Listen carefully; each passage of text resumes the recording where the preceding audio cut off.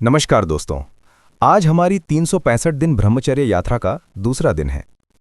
अगर आप ये सुन रहे हैं तो इसका मतलब है कि आपने पहला दिन पार कर लिया है। और मैं दिल से कहना चाहता हूं, पहला दिन पूरा करना साधारण बात नहीं है।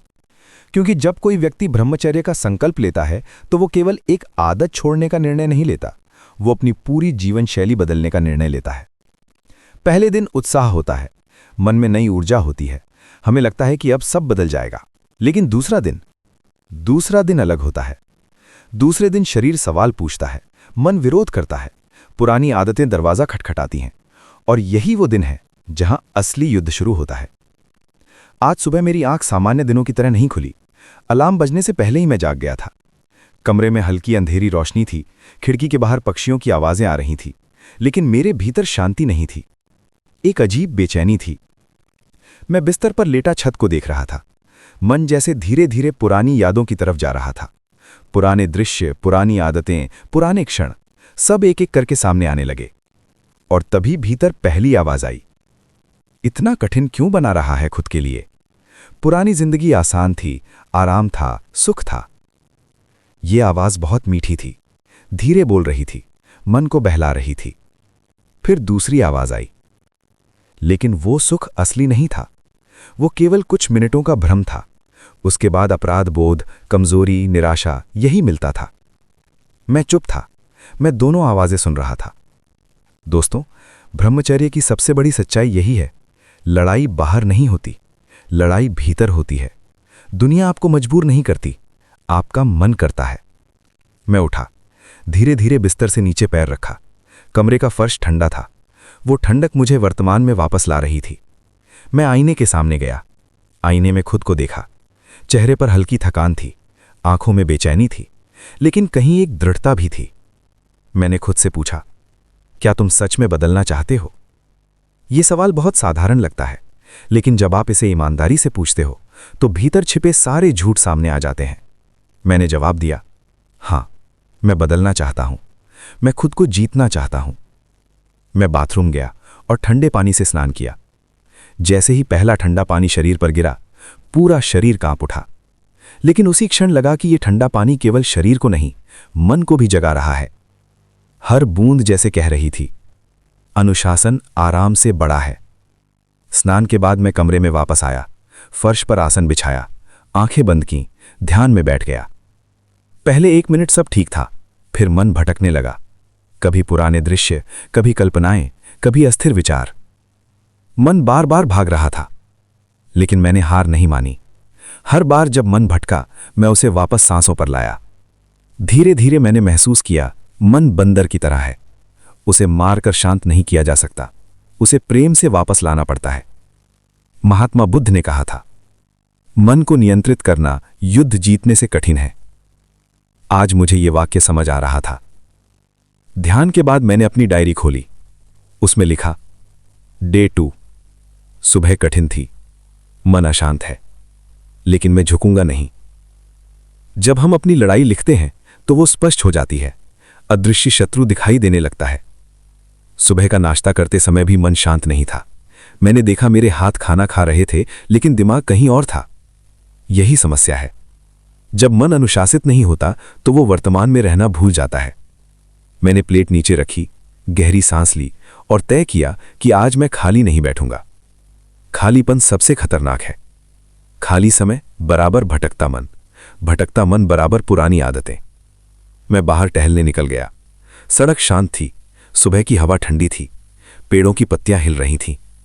चलते चलते मैं सोच रहा था, इतने लोग जीवन में महान कैसे बनते हैं? क्या उनमें इच्छाएं नहीं होती? जरूर होती हैं, लेकिन फर्क यह है, वे इच्छाओं के गुलाम नहीं बनते। स्वामी विवेकानंद ने कहा था, ब्रह्मचर्य से स्मरण शक्ति, आत्मबल और तेज बढ़ता है। मैंने सोचा, अगर इतने महान लोग इस मार्ग को शक्ति का स्रोत मानते थे तो मैं क्यों हार मानूं? चलते चलते मुझे अपना पुराना समय याद आया। वो समय जब मैं हर बार हार जाता था। क्षणिक सुख मिलता था, लेकिन बाद में भीतर खालीपन रह जाता था। चेहरे पर थकान, मन में शर्म और आत्मा में बोझ। आज मैं वही जीवन नहीं चाहता, मैं नया जीवन चाहता हूं।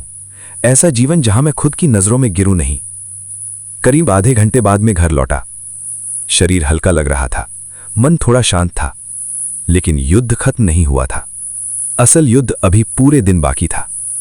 दोपहर आने वाली थी और मुझे पता था दोपहर मेरे लिए सबसे कठिन समय है, क्योंकि दोपहर में अकेलापन होता है और अकेलापन मन को सबसे ज्यादा कमजोर बनाता है। मैंने तय किया, आज दोपहर में खुद को काम में डुबो दूंगा। मैंने किताब निकाली, एक प्रेरणादायक अध्याय पढ़ना शुरू किया। पहले 5 मिनट ध्यान लगा, फिर मन फिर भटकने लगा। यही ब्रह्मचर्य का दूसरा दिन है। बार बार गिराने की कोशिश, बार बार परीक्षा, लेकिन हर बार उठना ही जीत है। दोस्तों, अगर आप ये सुन रहे हैं और आपका भी डे 2 है, तो याद रखो, अगर मन भटक रहा है तो इसका मतलब ये नहीं कि आप हार गए हैं।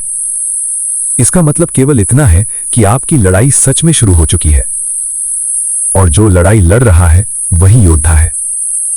आज सुबह से दोपहर तक मैंने एक बात सीखी, ब्रह्मचर्य सप्रेशन नहीं है, ये ट्रांसफॉर्मेशन है। ये इच्छा को मारना नहीं, ऊर्जा को दिशा देना है। यही डे 2 की सबसे बड़ी सीख है। और दोस्तों, ये तो केवल आधे दिन की कहानी है। अभी शाम बाकी है, अभी असली परीक्षा बाकी है, अभी वो क्षण बाकी है जहां आदमी टूटता भी है और वहीं बनता भी है। 365 दिन ब्रह्मचर्य, डे 2, दूसरे दिन की सबसे कठिन लड़ाई। दोस्तों, सुबह का संघर्ष तो आपने सुना। अब शुरू होता है दिन का वो हिस्सा जहां सबसे ज्यादा लोग हार जाते हैं, दोपहर और शाम का समय। सुबह किसी तरह निकल जाती है क्योंकि मन में थोड़ी ताजगी होती है, लेकिन दोपहर वो समय है जब शरीर थकने लगता है, मन ढीला पड़ने लगता है और पुरानी आदतें सबसे तेज हमला करती हैं। मैं अपने कमरे में बैठा था, खिड़की से धूप अंदर आ रही थी। कमरे में सन्नाटा था, टेबल पर मोबाइल रखा था। वो मोबाइल शांत था, लेकिन उसका मौन भी जैसे मुझे बुला रहा था। बार बार नजर उसी पर जा रही थी। मन धीरे से बोला, बस थोड़ा सा देख लो, सिर्फ कुछ मिनट। ये वही जाल है जिसमें इंसान बार बार फंसता है। शुरुआत हमेशा सिर्फ थोड़ा से होती है और अंत पछतावे में होता है। मैंने तुरंत मोबाइल उठाया और उसे बंद करके दराज में रख दिया। फिर खुद से कहा, अगर दुश्मन सामने है तो उससे दूरी ही बुद्धिमानी है। दोस्तों, ब्रह्मचर्य केवल इच्छा शक्ति नहीं, रणनीति भी है। अगर आप जानते हो कि कौन सी चीज आपको गिराती है, तो उससे दूर रहना कमजोरी नहीं, समझदारी है। मैंने अपने मन को भटकने से रोकने के लिए एक कॉपी निकाली और लिखना शुरू किया। आज मैं क्यों टिके रहना चाहता हूं? मैंने जवाब लिखे, क्योंकि मैं कमजोर नहीं रहना चाहता, क्योंकि मैं अपनी आंखों का तेज वापस चाहता हूं, क्योंकि मैं आत्मविश्वास चाहता हूं, क्योंकि मैं अपने भविष्य को बर्बाद नहीं करना चाहता, क्योंकि मैं खुद का सम्मान वापस पाना चाहता हूं। जैसे जैसे मैं लिखता गया, वैसे वैसे मन मजबूत होने लगा। लिखना आत्मा का आईना है।